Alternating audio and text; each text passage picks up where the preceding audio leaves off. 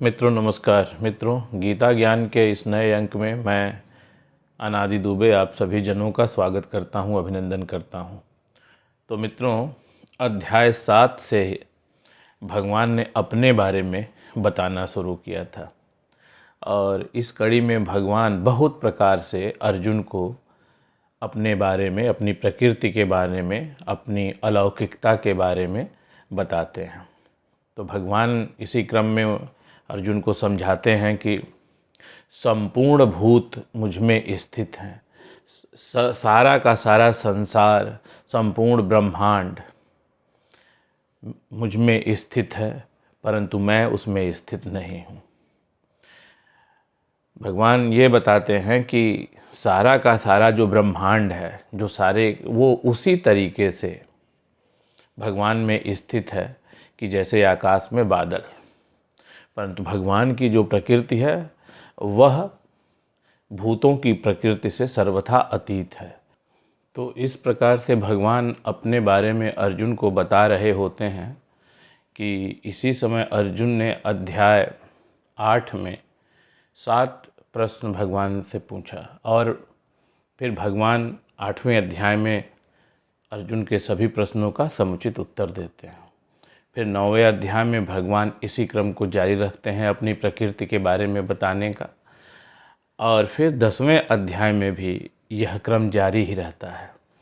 तो जो लोगों ने गीता ज्ञान के वो अंक नहीं देखे हैं, तो उन सब अंकों का मैं लिंक डिस्क्रिप्शन बॉक्स में डाल रहा हूँ, तो वो पीछे के अंक भी देख सकते हैं। तो मित्रों, ये जो माया रूपी संसार है, यह 3 गुणों में विभाजित है। सिर्फ यह संसार ही नहीं, यह सारा ब्रह्मांड भी, सारे ग्रह नक्षत्र भी इन्हीं 3 शक्तियों में, इन्हीं 3 गुणों में विभाजित हैं। सतोगुण, रजोगुण और तमोगुण।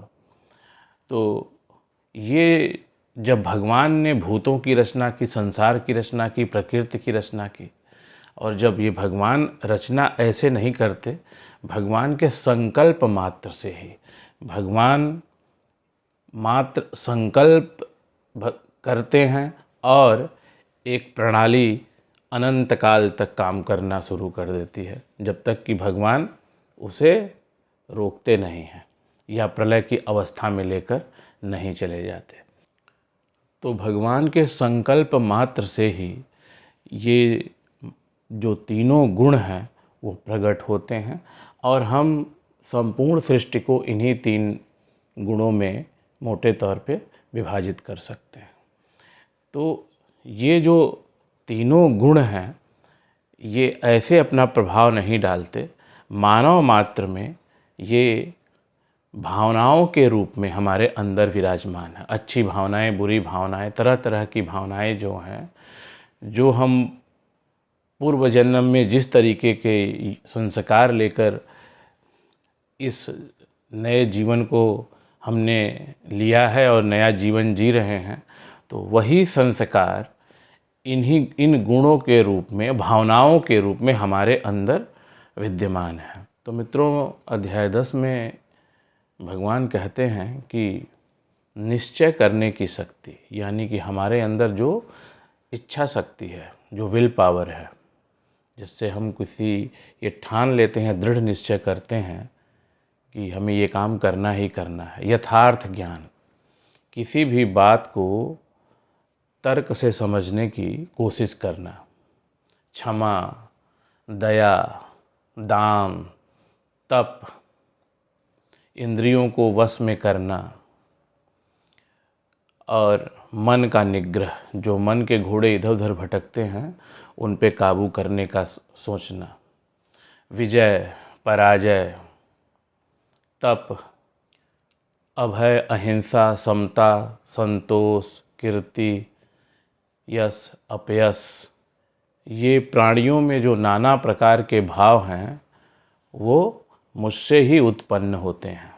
मित्रों, भगवान को चाहे प्राणी मात्र भले देख ना सके, लेकिन नित्य जीवन में मनुष्य भगवान को प्रतिपल अनुभव करता है। और भगवान ने स्वयं इस बात को कहा है कि इस संसार में जो भी कुछ विशेष बात है वो सब भगवान के ही कारण है, या स्वयं भगवान है।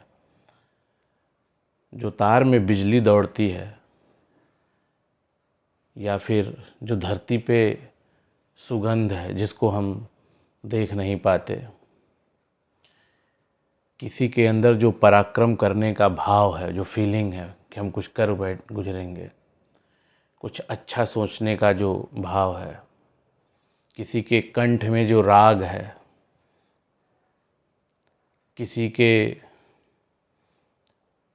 वादन यंत्रों में जो सुर हैं, वो क्या है? वो तो भगवान ही है। भगवान स्वयं इस बात को कहते हैं। और अभी अर्जुन आगे चल के भगवान से ये पूछते हैं कि भगवान, आपने ये तरह तरह के मुझे भाव बता दिए, तो किन किन भावों में मैं आपको ढूंढूं, किन भावों में मैं आपकी तपस्या करूं, किन भावों में मैं आपकी पूजा करूं। इस प्रश्न के उत्तर में भगवान कहते हैं कि अर्जुन, मेरे विस्तार का तो कोई अंत ही नहीं है। फिर भी यदि तुम जानना ही चाहते हो तो सुनो। संपूर्ण भूतों का आदि मध्य और अंत मैं ही हूँ, और संपूर्ण भूतों की जो आत्मा है वह भी मैं ही हूँ। मैं वेदों में सामवेद हूँ, देवों में इंद्र हूँ, और संपूर्ण प्राणियों की चेतना भी मैं ही हूँ। मैं इंद्रियों में मन हूँ, मैं एकादश रुद्रों में शंकर हूँ, मैं यक्षों और राक्षसों में कुबेर हूँ, मैं पर्वतों में सुमेरु पर्वत हूँ।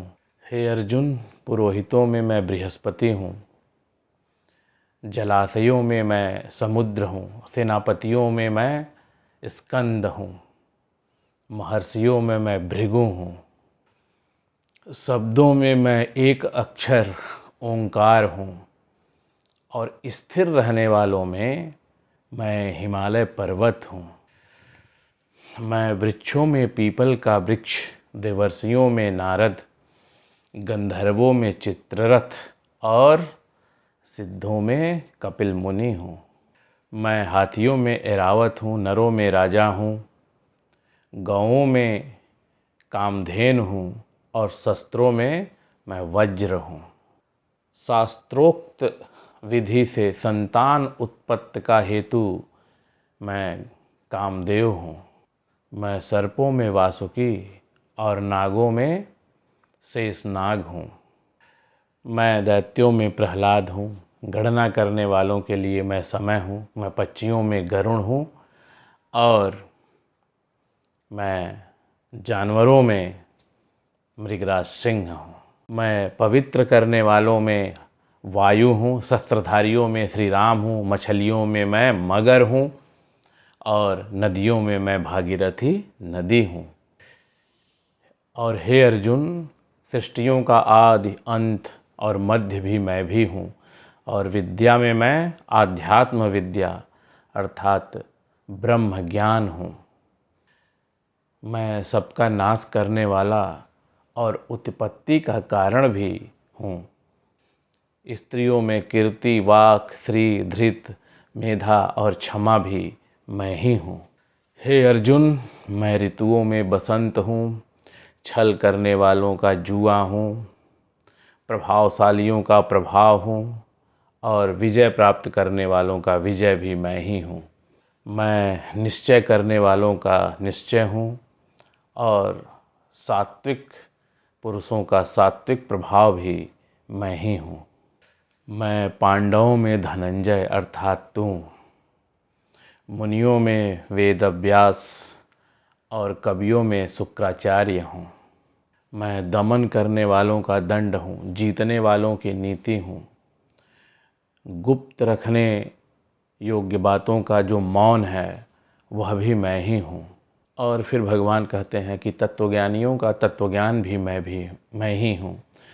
तो इतना कहने के बाद फिर भगवान कहते हैं कि हे अर्जुन, मेरे तो विस्तार का कोई अंत ही नहीं है, फिर भी तुम्हें समझाने के उद्देश्य से मैंने अपनी विभूतियों को संक्षेप मात्र में तुमसे कहा है। जो भी इस संसार में विभूति युक्त, तेज युक्त और कांति युक्ति वस्तु है, वह सब मेरे प्रभाव का ही अंश मात्र है। तो इस प्रकार भगवान ने एक बात स्पष्ट कर दी है कि जो भी कुछ इस संसार में किसी के अंदर भी जो विशेष बात है, जिसको विशेष समझा जाता है, वो सब ईश्वर ही हैं। तो इसलिए ईश्वर देखने से अधिक महसूस करने की विषय वस्तु है।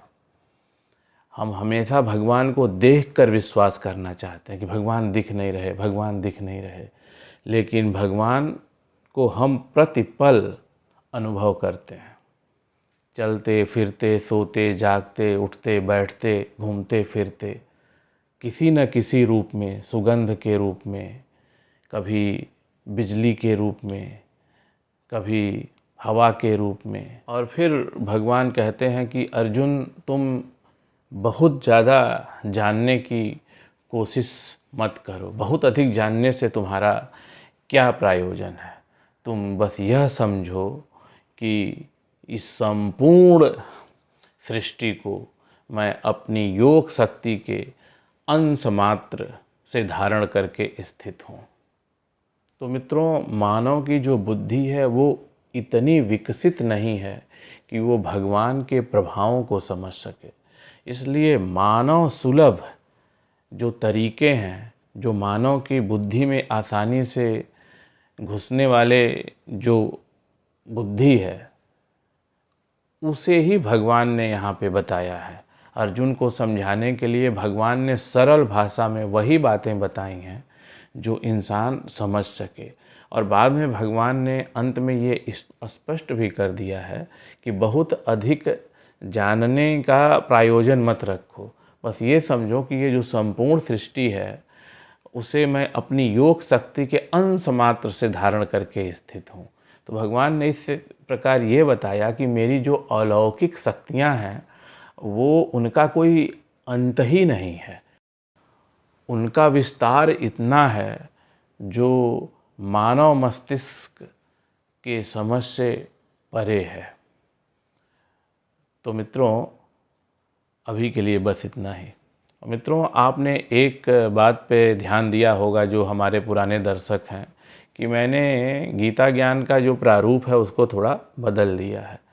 बदल इसलिए दिया है कि पहले मैं बीच बीच में श्लोक पढ़ के उनका अर्थ बताता था। जो संदर्भ में श्लोक आते थे तो मैं उनको पढ़ के बताता था, परंतु मैंने ये देखा कि बहुत से लोग उसमें रुचि नहीं ले रहे और बीच में ही वो वीडियो को छोड़ के चले जाते हैं।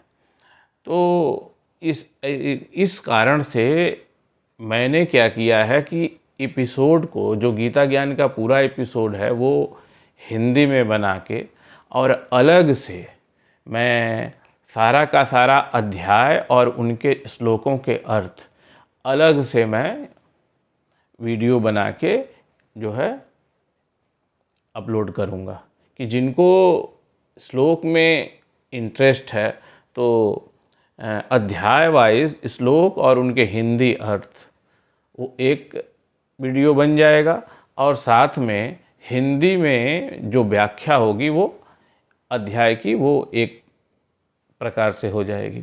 तो दोनों चीज़ों को मैंने पृथक कर दिया है।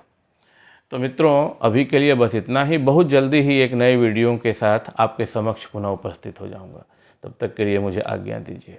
धन्यवाद।